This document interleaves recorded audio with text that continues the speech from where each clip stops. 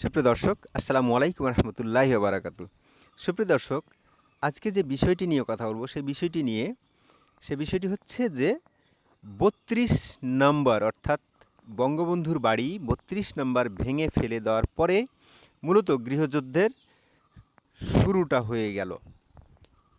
আমরা দেখতে পাচ্ছি যে একটা গ্রুপ, আমি কাউকে মেনশন করতে চাই না, যারা কিনা এই ৩২ নম্বর ভাঙলো। তারা কেউ ওখানে হিজবুত তাহরির পতাকা উড়ালো, কেউ বা আল কায়দার পতাকা উড়ালো, কেউ বা নিষিদ্ধ ঘোষিত অনেক জঙ্গি সংগঠনের পতাকা উড়িয়ে যখন এই ৩২ নম্বর ভাঙা হলো, তখন এই ঘটনাটা কোথাও যেন শেখ হাসিনা যখন বলতো যে এই আন্দোলনের পিছনে তৃতীয় শক্তির কোনো হাত আছে, তখন আমরা এটাকে রাজনীতি মনে করতাম। আসলে এটা বলার কারণ ছিল হচ্ছে যে শেখ হাসিনা অনেক কথা বলতেন, কোনো কথার আমরা ভিত্তি পেতাম, কোনো কথার ভিতরে ভিত্তি পেতাম না।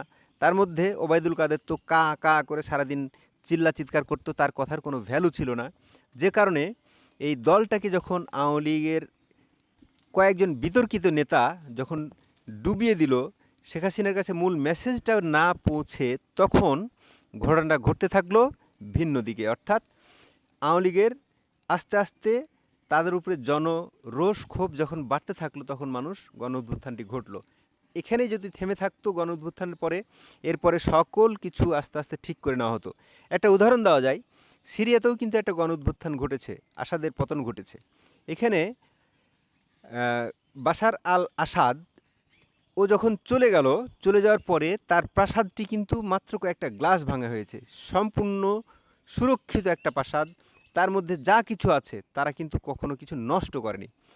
ইভেন এখন পর্যন্ত তারা অন্তর্বর্তীকালীন সরকার, তারা আছে, কয়েকদিন পরে নির্বাচন দিয়ে তারা সুষ্ঠু গণতন্ত্রের পথে যাচ্ছে। কিন্তু বাংলাদেশ ৫ই আগস্টের পর থেকে শুরু হলো মব কালচার, মব ভায়োলেন্স। এই যে জনগণ হুররে করে কোথায় চলে যায়, সমন্বয়করা রাজুতে আই বলে ডাক দিয়ে সকল কিছু ভেঙে ফেলার যে প্রবণতা, কলম ভেঙে গুড়িয়ে ফেলার যে প্রবণতা, আমরা যে আপনারা যে ফ্যাসিস্ট করতেছেন, আপনারা যে স্বৈরাচার করতেছেন, স্বৈরতন্ত্রের মূল নীতি হচ্ছে আমি যা বুঝি তাই সব কিছু, আর অন্যের যে মতামত তাকে গুরুত্ব দেওয়া হবে না। এটাই হচ্ছে ফ্যাসিজমের মূল নীতি, এটাই হচ্ছে ফ্যাসিজম। সুতরাং আস্তে আস্তে ৩২ নম্বর ভাঙলেন। ৩২ নম্বর ভাঙার পরে আওয়ামী লীগের নেতাকর্মীদের আপনারা বাড়িতে ঘুমাতে দিচ্ছেন না। এই যে এখন ডেভিল হান্ট হচ্ছে, বিতর্কিত একটা কর্মকাণ্ড। এরপরে মব আপনারা তৈরি করছেন, আপনারা আওয়ামী লীগের নেতাকর্মীদের বাড়ি ভাঙছেন। আপনারা একবারও চিন্তা করছেন না এই সম্পত্তিগুলো সম্পূর্ণ হচ্ছে সরকারের সম্পত্তি। আওয়ামী লীগের নেতারা করাপ্টেড, তাদের বিচার হোক, আমরা চাই বিচার হোক, কঠিন বিচার হোক। তারা যারা অন্যায় করেছে, তারা যারা এই দুঃশাসন কায়েম করেছে, তাদের বিচার হোক। কিন্তু তাদের বাড়িঘর ভাঙতে হবে কেন? তাদের বাড়িঘর না ভেঙে সরকার যদি অধিগ্রহণ করে, এগুলো অধিগ্রহণ করলেও তো একটা বড় কাজে লাগানো যায় সরকারে, তাই না? কিন্তু ভেঙে চুরে সব লুটপাট করে আপনারা কি বুঝাতে চাচ্ছেন? পক্ষান্তরে আওয়ামী লীগের সমর্থক গোষ্ঠী তো আছে।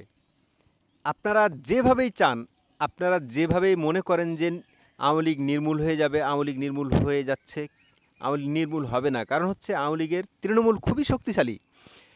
আপনারা যদি খুবই পড়লি দেখেন, তারপরেও আপনারা চিন্তা করবেন যে আওয়ামী লীগের ৩৫ থেকে ৪০% তৃণমূলে ভোটার আছে, যারা নিষ্পাপ, শুধুমাত্র নৌকাতে ভোট দেয়। আপনারা আওয়ামী লীগকে নিষিদ্ধ করতে যাচ্ছেন। এইটা করতে গেলেও আপনারা গৃহযুদ্ধ বাঁধিয়ে দিবেন, দেশে একটা গৃহযুদ্ধ বাঁধবে।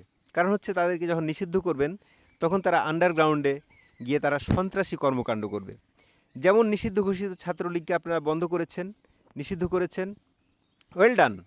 কিন্তু ছাত্রলীগ কি নিষিদ্ধ করে দিলেও এই নিষিদ্ধ ঘোষিত ছাত্রলীগ তারা কি তাদের গোপন কর্মকাণ্ড করছে না? বা আপনারা চিন্তা করতে পারতেছেন না যে তারা থেমে নাই, বসে নেই?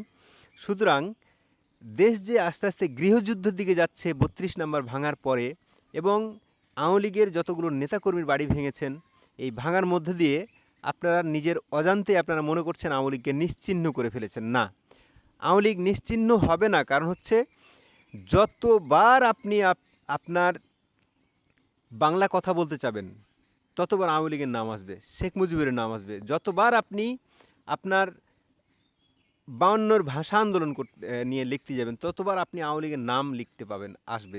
যতবার আপনি 71 লিখতে যাবেন, স্বাধীনতার চেতনায় বিশ্বাস করতে যাবেন, ততবার আপনি 6 দফা পাবেন।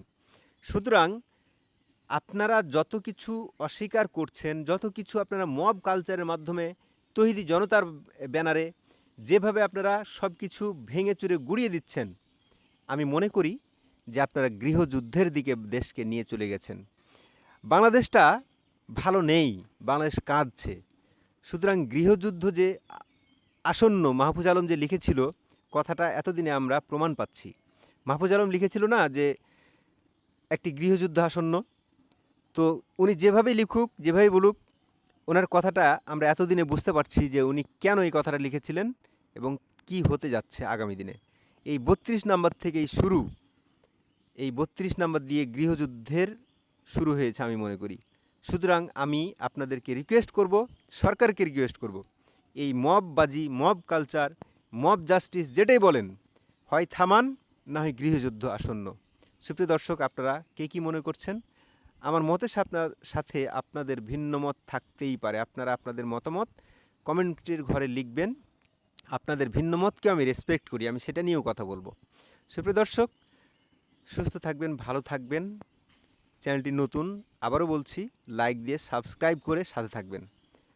কথা হবে অন্য কোনো একটি ভিডিওতে, সেই অপেক্ষায়, সেই প্রত্যাশায় ভালো থাকবেন। আসসালামু আলাইকুম রহমতুল্লাহি ওয়া বারাকাতুহু।